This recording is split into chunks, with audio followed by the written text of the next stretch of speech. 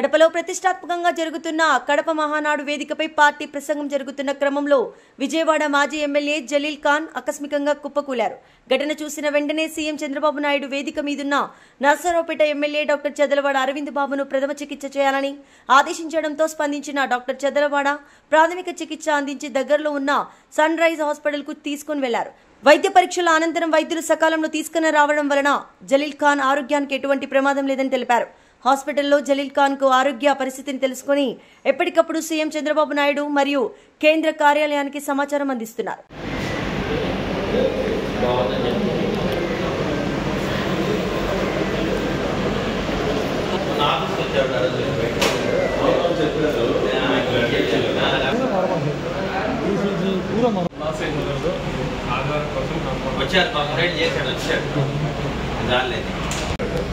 నేను డయట్ కూడా అప్లై చేస్తూనే ఉంటాను. మేము అందులో వేడిగా ఉంది బాగా.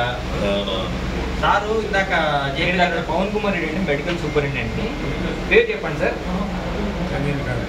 ఏం సమస్య? ఏం లేదు, ఎవ్రీథింగ్ ఇస్ ఓకే. చెక్ చేయండి.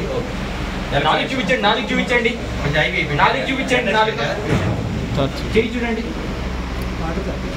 చూస్తారు సార్, చేయి చూడండి, నా వేలు చూడండి. ఇబ్బంది ఏం లేదు కదా? వెనకాల తేడా